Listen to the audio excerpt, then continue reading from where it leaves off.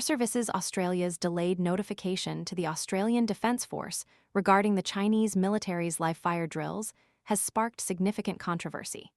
The revelation, made during parliamentary estimates hearings, highlights a crucial lapse in communication and raises concerns about the potential for future airspace incidents. Initial contact with a pilot regarding the drills occurred, and it was only 10 minutes later that Air Services Australia informed the ADF. This delay, coupled with the near diversion of 50 commercial flights, underscores the gravity of the situation and the need for improved interagency coordination. The drills themselves, while conducted in international waters and ostensibly in compliance with international law, were carried out without prior notification to the Australian government. Deputy Prime Minister Richard Marles stated publicly on Friday that the Australian government only became aware of the live firing during the day, emphasizing the lack of prior communication from China. He highlighted the indirect nature of China's notification, stating that it was delivered via a broadcast picked up by commercial airlines and aircraft traversing the Tasman Sea.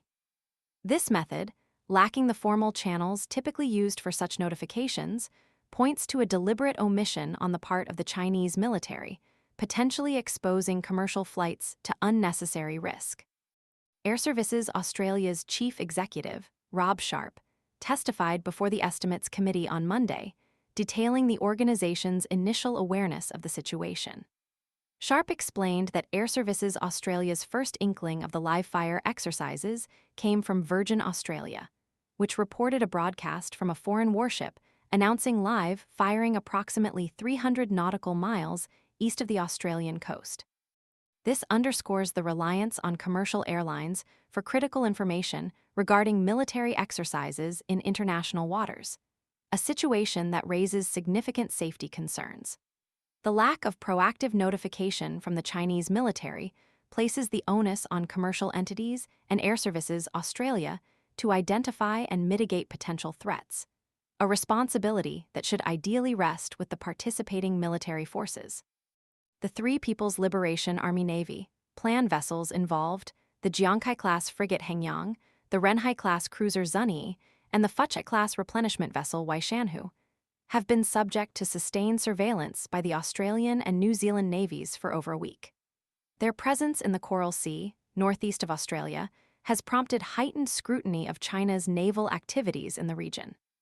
The extended period of surveillance suggests a deliberate, prolonged military deployment, adding to the concerns over the lack of formal notification regarding the live-fire drills.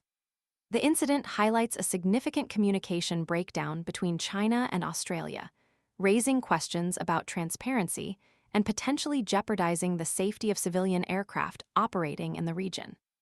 The government's subsequent response and the ongoing investigation into the events are crucial in ensuring future incidents are avoided, and clear communication protocols are established for all parties involved in international airspace management. The incident further underscores the need for strengthened international cooperation and transparent communication regarding military exercises in order to safeguard civilian air traffic and maintain regional stability. The lack of direct communication from China to the Australian government raises concerns about potential future escalations and necessitates a more robust framework for information sharing and conflict prevention. This incident serves as a stark reminder of the complex geopolitical landscape and the potential consequences of inadequate communication in a globalized world. The ongoing scrutiny of this event is paramount in ensuring improved procedures and protocols are put in place to prevent similar incidents from occurring. This case highlights the need for a comprehensive review of existing international regulations and communication mechanisms to improve the safety and security of civilian airspace.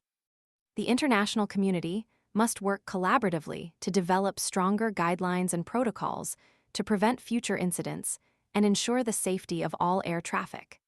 The detailed account of this incident serves as a critical case study for future discussions on maritime and air safety, highlighting the importance of clear communication and proactive information sharing among all nations involved.